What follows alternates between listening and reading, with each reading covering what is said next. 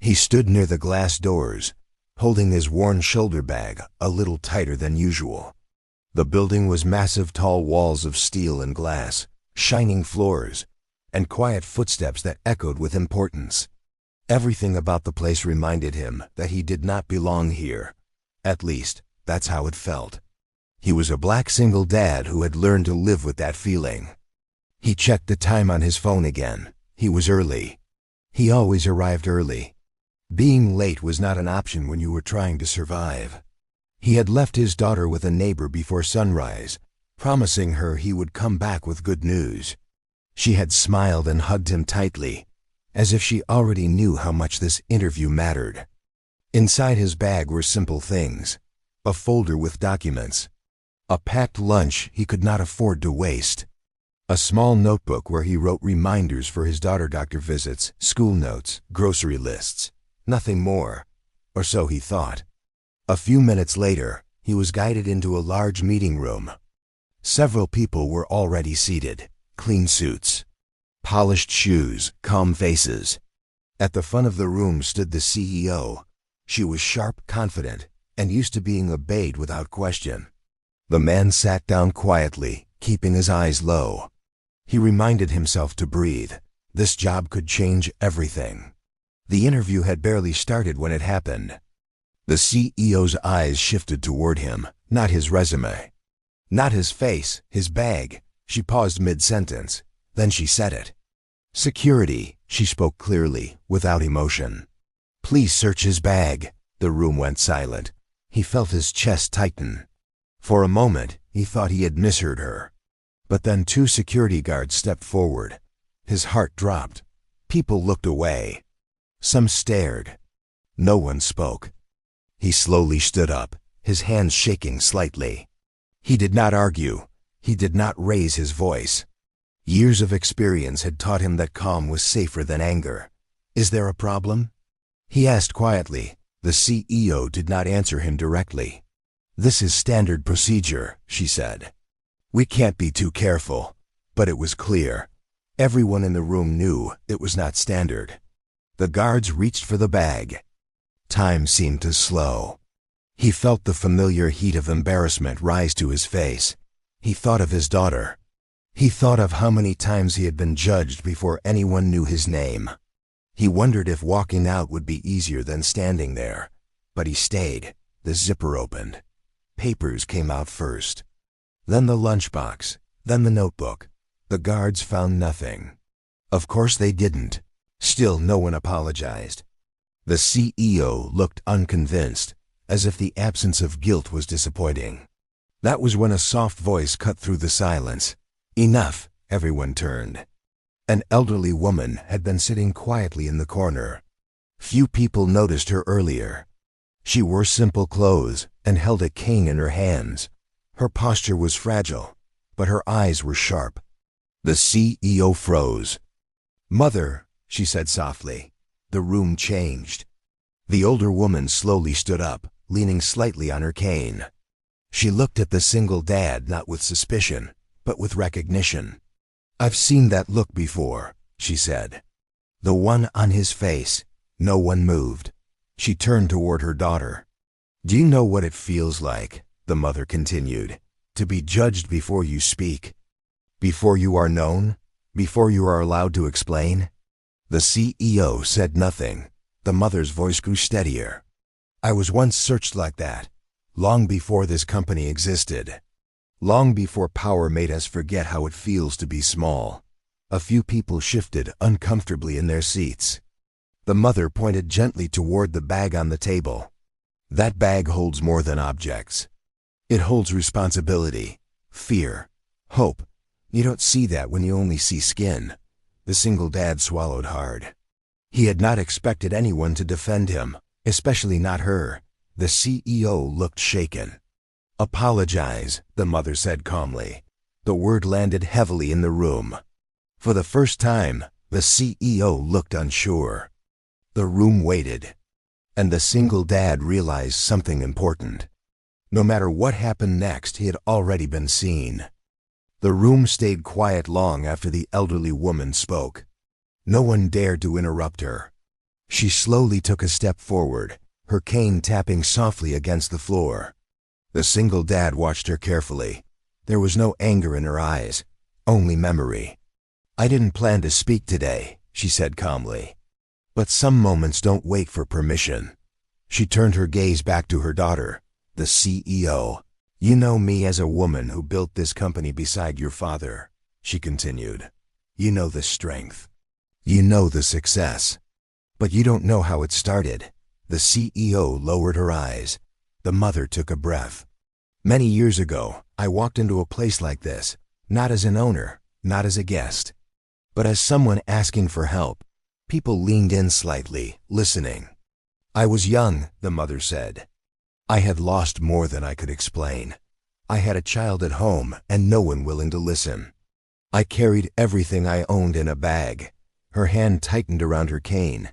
"And when I walked in, they didn't see my pain. They saw my clothes. They saw my fear. They saw a problem." The single dad felt something twist inside him. Her words felt familiar. Too familiar. "They searched my bag," the mother said softly.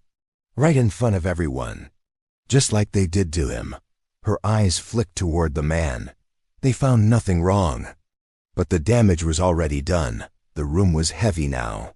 "I remember standing there," she continued, "thinking that if I stayed quiet, it would end faster.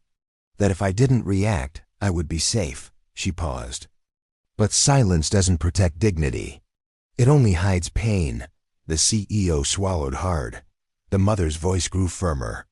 "That day, someone spoke up for me. A stranger. A man with no power. No title. He simply said, 'This is not right.'" She looked directly at her daughter. "That moment saved me more than money ever could." The single dad's hands trembled slightly. He had not spoken yet, but he felt seen in a way he hadn't felt in years. The mother turned toward him fully now. "I don't know your story," she said gently, "but I know that look.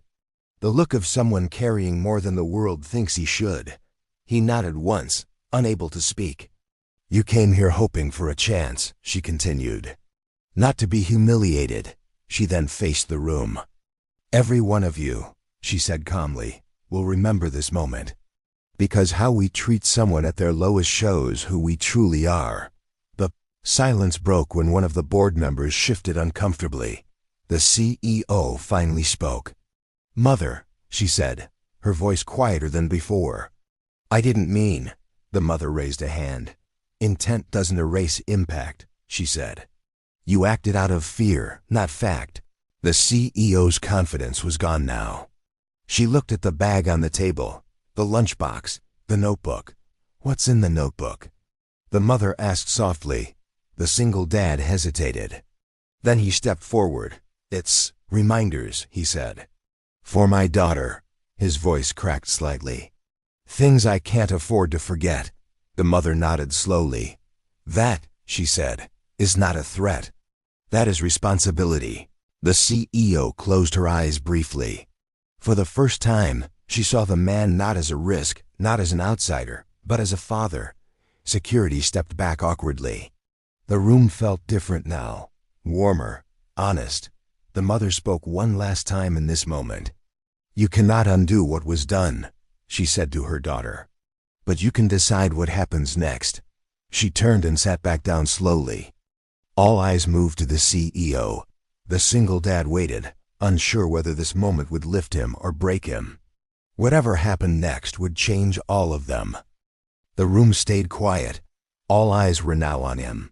The single dad stood there for a moment, unsure if he should speak. He had learned over the years that explaining yourself too much often made things worse. People heard what they wanted to hear. But something felt different now. The elderly woman's words had opened the door. He took a slow breath. "I didn't plan to say anything," he began softly.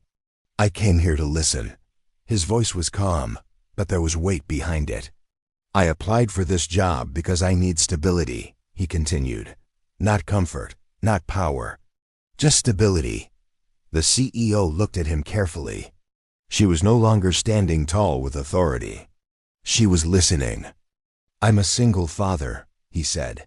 "My daughter is 7. She thinks this building is where important people work. A few people shifted in their seats.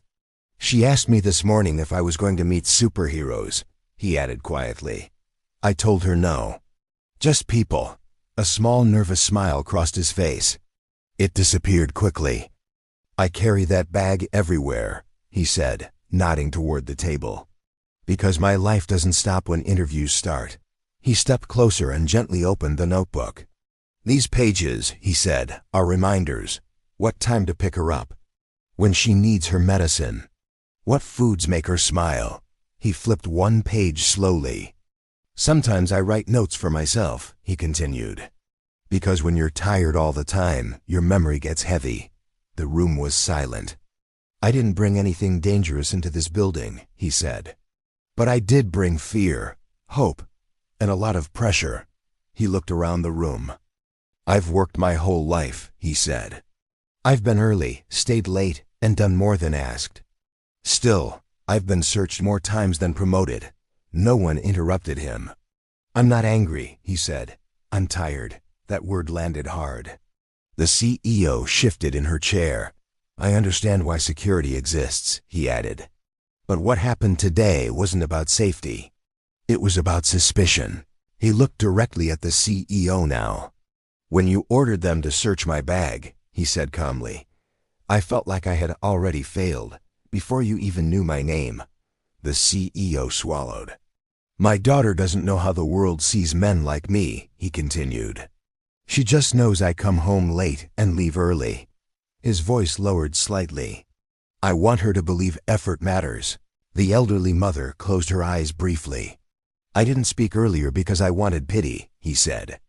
I spoke because silence teaches the wrong lesson. He gently closed the notebook and placed it back in the bag. I came here hoping for a chance, he said. If that chance is gone, I will accept it.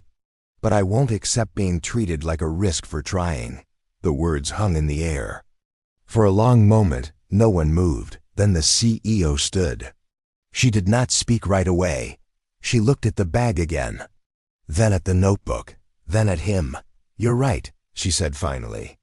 The room stiffened. I acted before understanding, she continued. And I allowed my fear to guide me. She took a breath. That should not have happened. The security guards shifted uncomfortably. I owe you an apology, she said, clearly now. Not privately, publicly. She looked around the room. What you all witnessed today, she continued, was a failure of leadership. The board members looked stunned. She turned back to him. I'm sorry, she said, for the search, for the humiliation, and for not seeing you first as a father. The words were simple, but they mattered. He nodded once. That was enough. I don't expect forgiveness, she added, but I will take responsibility. The elderly mother watched quietly. The CEO then did something unexpected. Please, she said, gesturing to the chair across from her. Sit. Let's continue the interview. The room felt lighter. Not comfortable but honest. He sat down slowly. For the first time since walking in, he felt his shoulders relax. The interview continued. Questions about skills, experience, work ethic. He answered calmly, clearly, honestly. This time, no one looked at his bag. And for the first time, the room saw him not as a risk, but as a man trying to build a future. The interview moved forward, but nothing felt normal anymore. The CEO sat across from the single dad, listening as he answered questions about his experience. He spoke clearly, without trying to impress anyone. He talked about long shifts, tight deadlines, and learning fast because failure was not an option when someone depended on you. She nodded as he spoke, but her mind was somewhere else. She kept replaying the moment she had ordered security to search his bag. At the time, it felt automatic, safe, controlled. Now it felt heavy. She glanced around the room. The board members were watching her more closely than before. Some avoided her eyes. Others studied her, as if trying to understand what kind of leader she truly was. She had built her career on decisiveness, on never hesitating. But today, that same trait had exposed her. As the interview wrapped up, she thanked him and told him the team would be in touch. Her voice was steady, but her hands were tight under the table. When he left the room, carrying the same bag that had caused so much tension, the air changed again. The door closed softly behind him. No one spoke. The CEO finally stood. "We'll take a short break," she said. "Please stay." Most of the board members nodded quietly. She turned toward her mother, who was sitting calmly, as if the room had not been shaken moments earlier. "Why didn't you stop me?" the CEO asked quietly. Her mother looked up. "Because you wouldn't have listened," she replied gently. The words stung. "I raised you to be strong," the mother continued. "But strength without awareness becomes fear wearing authority." The CEO sat down slowly. "I didn't mean to humiliate him," she said. "I know," her mother replied. "But meaning well is not the same as doing right." The CEO exhaled deeply. "For years," she said, "I've been told to trust my instincts, to protect this company at all costs." Her mother nodded. "And when did protecting become suspecting?" she asked. The CEO had no answer. She looked at the table where the bag had been placed earlier. The space felt empty now, but the impact remained. "He didn't get angry," the CEO said quietly. "Most people would have. Anger isn't always safe for everyone," her mother replied. That truth settled heavily between them. The CEO rubbed her temples. "What if this ruins everything?" she asked. "The board, the staff, our reputation." Her mother leaned forward slightly. "Or," she said, "what if it fixes something that's been broken for a long time?" The CEO looked up. The room was still, waiting. One of the board members finally spoke. "We need to talk about what happened," he said carefully. "Not quietly. Not later." Others nodded. The CEO straightened her posture. "You're right," she said. "We do." She took responsibility again, this time without hesitation.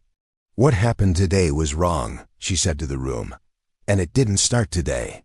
It started with habits we never questioned." The room listened. "We talk about values," she continued. "But values mean nothing if they disappear under pressure." Her voice did not shake. "I will address this publicly," she said. And internally, a murmur passed through the room. "We will review our security practices," she added. "And our hiring culture." Her mother watched quietly, pride mixed with concern. The CEO paused. "And as for the man you interviewed," she continued, "he deserves more than an apology." The board members looked at her. "He deserves a fair chance," she said. The meeting ended shortly after. Later that day, the CEO sat alone in her office. The city lights outside were beginning to glow as evening approached. She picked up her phone, then set it down again. She thought of her mother's story, of the stranger who had once spoken up. She wondered if today she could become someone worth remembering for the right reasons. She finally picked up the phone and made a call. "Please bring his file back," she said. There was a pause. "Yes," she added. "I want to review it myself." She leaned back in her chair, staring at the ceiling. Power, she realized, was not about control. It was about restraint. And tomorrow, she would have to prove that she had learned the difference. The next morning, the building felt different. Word had already spread, not through gossip, but through silence. People spoke less in the halls. Security stood straighter. Employees looked at one another with a kind of awareness that hadn't been there before. The CEO arrived earlier than usual. She did not go straight to her office. Instead, she asked for a company-wide meeting. People filled the main hall slowly, some curious, some nervous, some unsure why they had been called so suddenly. At the front of the room, the CEO stood beside her mother.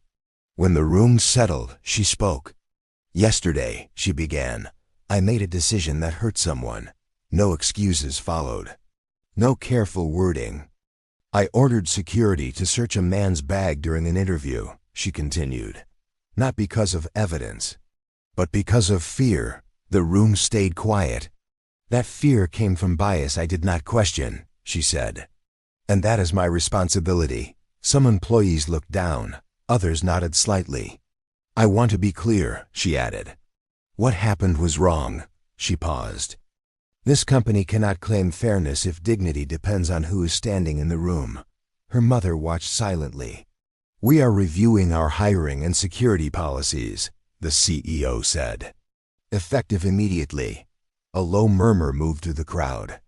But policy alone is not enough, she continued. People matter. She then did something unexpected. I asked the man who was searched to return today, she said. A ripple passed through the room. Moments later, the single dad stepped inside. He stood near the door, holding the same bag. His shoulders were tense. He had not known why he was called back, only that he had been asked to come. The CEO looked at him. I won't ask you to speak, she said. You've already done enough. She turned back to the crowd. This man came here seeking work, she said. Not sympathy. Not attention. She faced him again. I owe you more than words, she said. She took a breath.